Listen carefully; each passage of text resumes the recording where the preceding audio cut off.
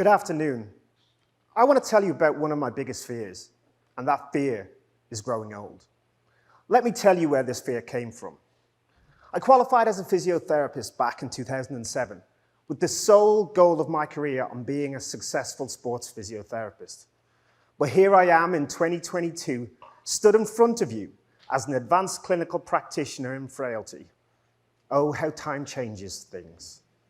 So where did my love of treating older people come from? When did I stop dreaming of the bright lights of Wembley Stadium to working in an accident and emergency department, trying to help our older people navigate their way through our healthcare system? Well, I was working in a physiotherapy outpatient clinic when I took over the care of a young man with a niggling shoulder injury. Kevin had been under the clinic for quite some time. He'd seen a variety of different clinicians, but here he was, faced with someone fresh out of university, trying to preach to him about what was wrong with his shoulder. Kevin was frustrated. He didn't feel like he was making any progress with his shoulder, and he was constantly having his treatment changed. I listened to his frustrations, accepted his criticism, because he felt he wasn't making progress.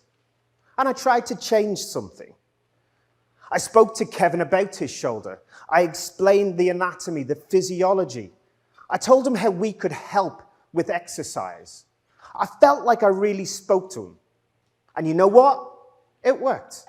Kevin said he finally understood his injury. He committed to his exercises and said he'd look forward to our next session in a couple of weeks. Or so I thought. Kevin never did show up to that next session.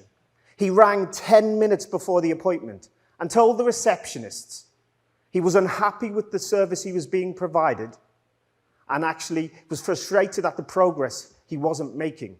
So he was going back to his GP to get some proper answers. I was crushed.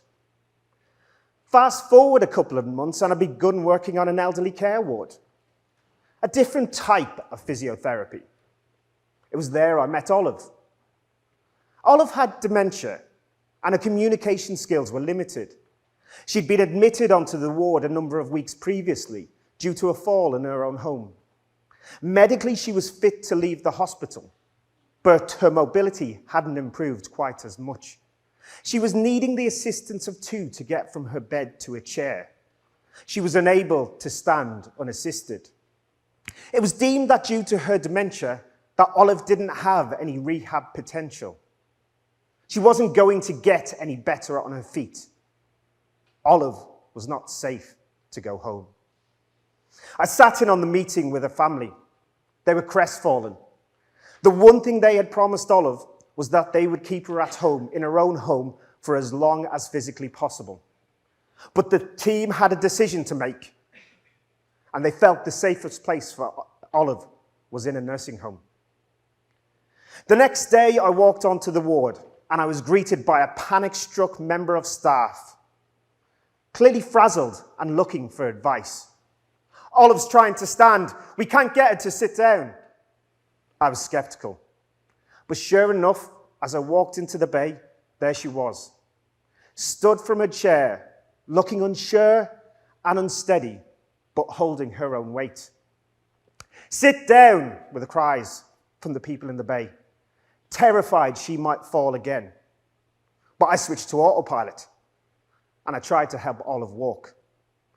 With the aid of a frame, Olive didn't sit down much that day. Emboldened, she spent the rest of the day exploring the ward.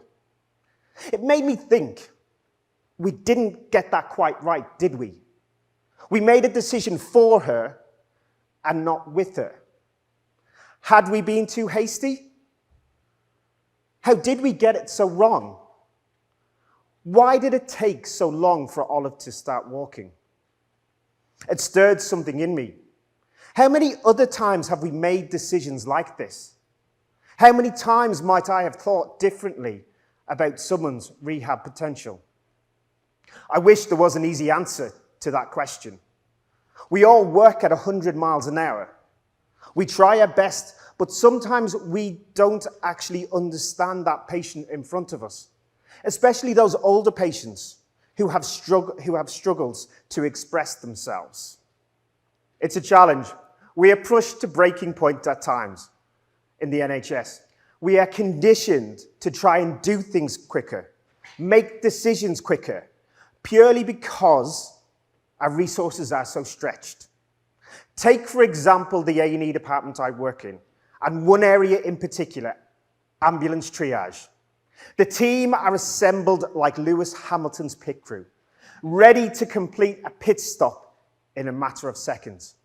In the time it takes for wheels to be changed, a patient can be undressed, bled, have a cannula and an ECG before anyone even asks them their name. Now, if you're a younger person, you may question this. You may ask for an explanation. You may even make the choice to stay in your own clothes until completely necessary. If you're an older person, it may feel like you're being processed, like a product, rather than being treated like a person. You could be the most robust 90-year-old who walks their dog around the lake every single day. But the minute we put a gown on you, it ages you. But it also gives us health professionals an altered sense or perception of your frailty. With the efficiency also comes the threat of complacency. We are surrounded by things that may throw us off the scent of the true root of the problem that our patients face. We use phrases that should have been put in the bin years ago, but I still hear on a weekly basis. Acopia, the inability to cope at home, or one of the 7 provinces of Acameo in Peru. Social admission, the patient isn't ill, but they need our help, and we need to understand why. Off legs, surely our legs just don't switch off. There has to be a reason why. My particular favourite, failed physio and OT. Like the patient hasn't tried hard enough for the exam we have just made them sit. This is all language used about patients, predominantly older patients, but it is a language that dehumanizes the very person that we are trying to look after. The language has such negative connotations, but what it actually means is that we haven't got to the bottom of the true root of the problems our patients face. But we can and we must do better. We need to listen to our patients.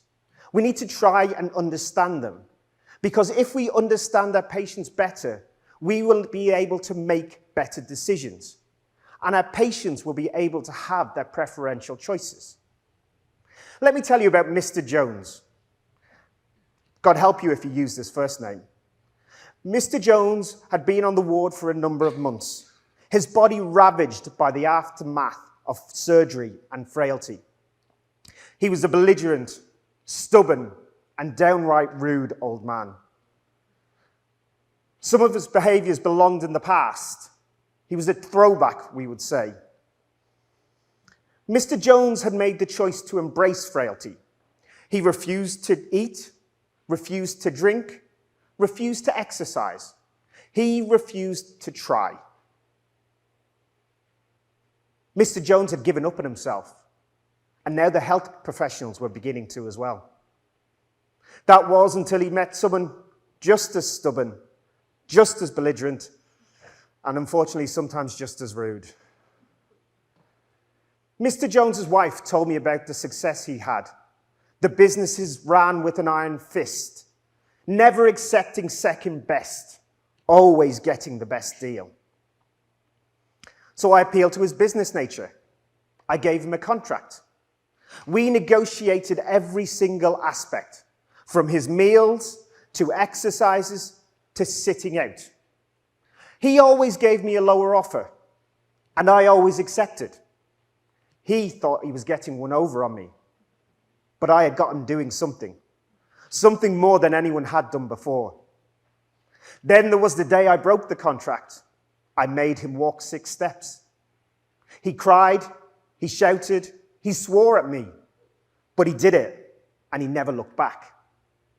So what's the point to that whole story?